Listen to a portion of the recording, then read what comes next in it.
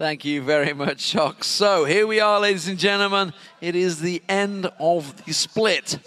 Currently, let's have a look at the standings and see where everything has lied. Alliance, they have maintained control of first place for the entire split and look like the team to beat coming into the playoffs, of course. Fnatic, well, they've led a record-breaking Reckless at the end of the split. Only equaled the record, though. Yeah. Didn't quite take it from ManCloud. The Super Hard crew, well, they sit in a hard-fought third place. It's been a tough Super Week for them, though. Yeah, and then we have SK Gaming, pretty good Super Week. And in this season, actually, is number 4 in the standings here, while Millennium went 0-4, terrible Super Week for them, and in the split in 5th place. Rocket, they round out the middle of the table now with a 6th place, and of course are in the playoffs. And despite their struggles, Gambit Gaming in the season as number 7, while Broken Shot and the Copenhagen Wolves fall all the way down to last place. And that, of course, means that the bracket is ready for the playoffs to begin. As a reminder, of course, the Super Hot crew and Rocket will be kicking things off in the quarterfinals next Thursday, August 7th, and the winner will face Fnatic in the semi-finals at Gamescom. And then we have the SK Gaming versus Millennium match, which takes place on Friday, August 8th. And with that winner, heading to Gamescom as well to play against the #1 team in Europe at the moment, Alliance. There were, of course, a lot of improvements, ladies and gentlemen, across Super Week, but let's take a look at 5 players who performed consistently across all of their matches. In the top, well, it's the man we just saw in action. What a fantastic week it's been for Kubon. Overall, he really has stepped up. Yeah, it was a tough start for him, getting into the LCS again, playing for Gambit, but he's really been performing here in Super Week.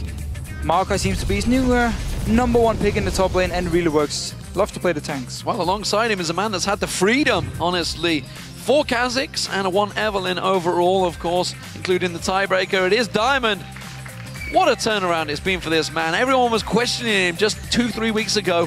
Wow, what a turnaround. 7.3 KDA. And also looks very happy when he plays now and seems to have a lot of synergy with both Nick and Kubon here. So solo laners working out, and all of a sudden, he's ganking the bottom lane as well. So seems to me like Diamond, he's back as we used to see him, especially his Evelyn game against SK Gaming was perfect. Yeah, got 3 kills straight away at the start. All about our blue pot. The mid lane, well, it's the man from Fnatic. We all know who he is. It is Peke. Had a fantastic week once again.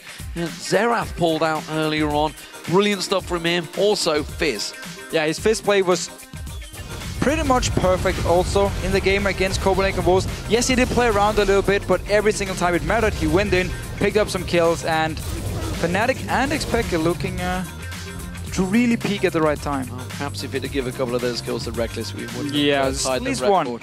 Well, AD carry, it's not Reckless, ladies and gentlemen, it's Candy Panda, because he has been brilliant. 22 kills and 22 assists with 3 wins and 1 loss. Such a good performance by him and SK Gaming, and we know whenever he performs, SK Gaming can always win team fights, and if you can also get a triple kill if you're passive, you are doing pretty well. The thing is, SK arguably probably had the hardest Super Week, of course. They beat both Fnatic and Alliance as well, the top 2 slots. Support is Yellow Style from Fnatic. He has had a brilliant game, and of course, we all saw that last matchup that they played. He pulled out Morgana. And it worked. AP Morgana for Yellow Star really showing he can play whatever he wants to. This is from the support game, however. 5-man Soul Shackle. 5-man. Yeah, brilliant Stuns them, beautiful setup. And every single game Fnatic plays, Yellow Star is the guy who just sets up kills left and right, and the guy who controls the entire map. Today's LCS big play there, of course. The single most valuable player for this Super Week was the man we just saw. It was Yellow Star. What a fantastic performance it's been for him once again. His Morgana was spectacular. Landing Soul Shackle after Soul Shackle, like multiple members. I think 4 in the Baron Pit, 5 in the Dragon Pit. Everyone got just stunned by him, and he is the best support in Europe. Question is he better than Afromu over on NA? We're going to have to see during Worlds if CLG and Fnatic can qualify, because at the moment they are very, very close, and honestly, Yellow Star is clearly the #1 supporter in Europe. Well, Yellow Star actually had a tweet that highlighted his biggest play of the week. This came in for Fnatic Yellow Star, and he said, that Baron stealing triple kill was for all the ladies out there, ladies and gentlemen. Learning from his AD carry. Let's take a look at that big play. They dive into it. Reckless now has got to the halfway point of the map. Can they get it? They can! Fnatic steal the Baron. It's Yellowstar that gets that one. His ulti's running in the pit, and this is going to be a whitewash. Reckless coming in. That's 1 kill. That's 2, 3 kills for Yellowstar. Well, I think honestly, Joe pretty much hit the nail on the head. He was like, that's one.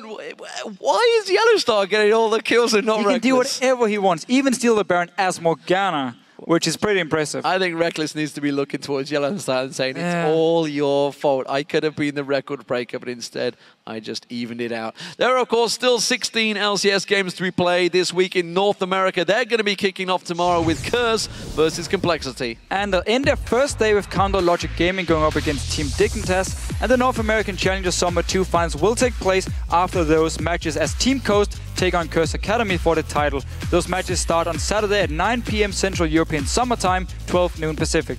And then next Thursday, the European LCS playoffs will begin. The first quarterfinals match will be live here in the studios. And that series will be followed by the Challenger Series third place match, where the winner, of course, gets a spot in the promotion tournament. Everything starts with the LCS preview show at 4:30 p.m. Central European Summer Time or 7:30 a.m. Pacific. Smart thinking. You're not going to want to miss that preview show either, especially after the epic Super Week we've had here. And of course, North America still to come. Lots of action to go into that one.